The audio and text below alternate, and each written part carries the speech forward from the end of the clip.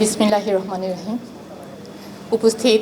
সম্মানিত উপস্থিতি এবং সম্মানিত অতিথিবৃন্দ, বিশেষ অতিথিবৃন্দ,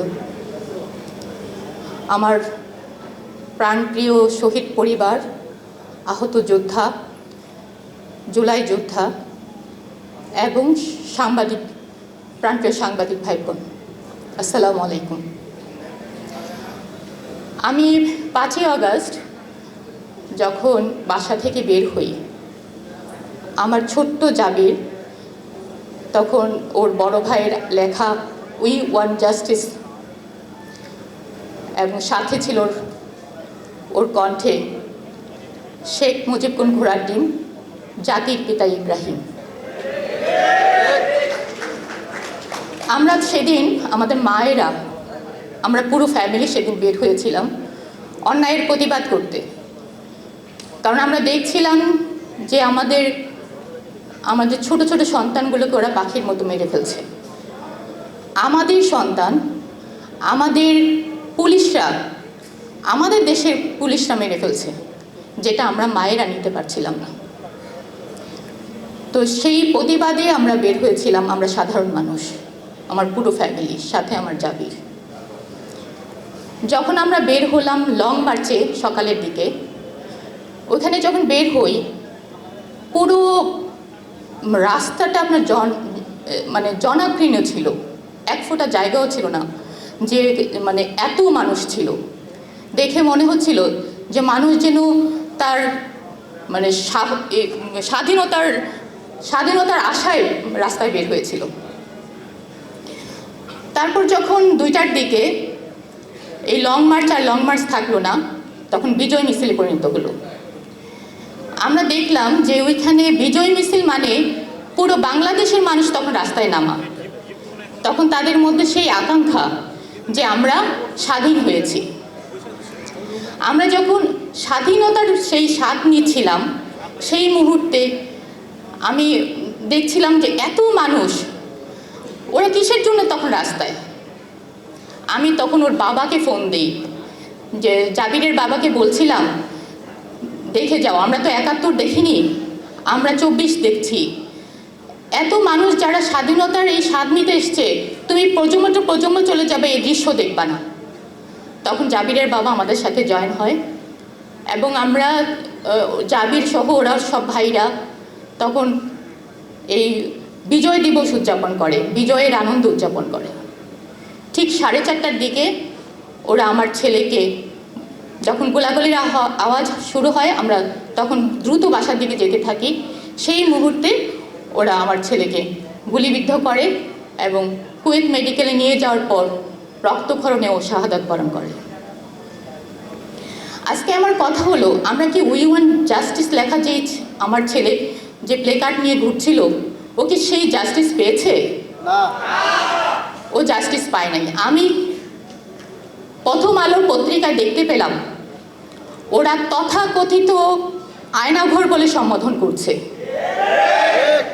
কেন? ওরা কি আমাদের জীবন্ত কিংবদন্তি তুলির ভাই বা আরমান ভাইকে দেখতে পাচ্ছে না? ওরা কি মায়ের কষ্টগুলো অনুধাবন করে না? তাহলে কেন আয়নাঘরকে তথাকথিত বলবে? কারণ আমরা সেই বিচারের সম্মুখীন হই নাই। আমাদের দেশে কোনো বিচার ঠিকভাবে হয় না। শাপলা চত্বরের বিচার, বিডিআর হত্যার বিচার, গুম খুন 24-এর বিচার কোনোটাই আমরা পাইনি। একটু আগে যে বোনটা বলে গেল রামিসার হত্যার বিচার, যেখানে বলা হয়েছিল 1 সপ্তাহের মধ্যে বিচার হবে, কিন্তু বিচার হয়নি। সেই জন্য ওরা সাহস করে এখন সব কিছু মিথ্যা প্রমাণ করার চেষ্টা করছে, কিন্তু মিথ্যা প্রমাণ করতে পারবে না, যদিও পারবে না, কিন্তু ওরা চেষ্টা করছে। আমাদের কালচারাল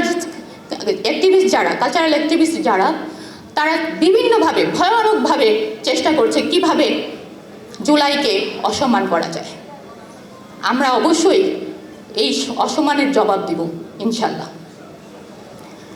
তারপর আমরা দেখলাম হবিগঞ্জে আমাদের 1 দফার নায়ক সহ যে এনসিপি নেতা নেতৃবৃন্দ ছিল, তাদেরকে উপর হামলা করা হয়, জুলাই যোদ্ধার চোখ উপড়ে ফেলা হয়। এটা কেন হয়েছে?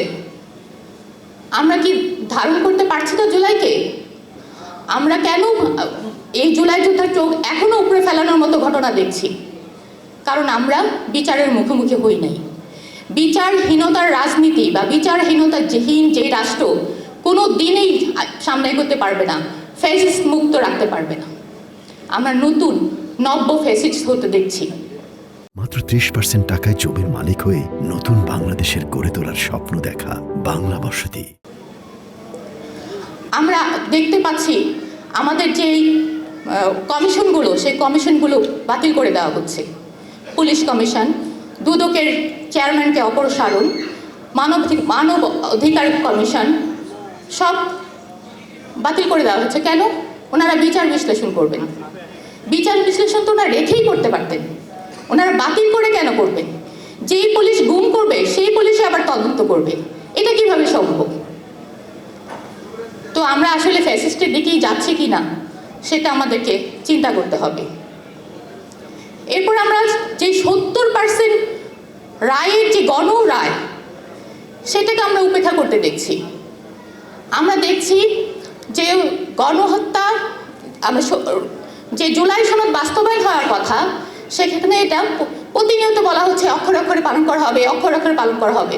কিন্তু আজকে 5 মাস হয়ে গেল, অক্ষরে অক্ষরে পালন হচ্ছে। কিন্তু আমি আশা রাখতে চাই যদি পালন না, জুলাই সনদ যদি বাস্তবায়ন না হয়, তাহলে আমাদের কি হবে? আমাদের এই রক্ত, আমাদের এই পঙ্গুত্ব বরণকারী যে বাচ্চারা, আমাদের এই যে হাত নাই পা নাই যে বাচ্চারা, তাদের কি হবে? সব কিছু বৃথা হয়ে যাবে।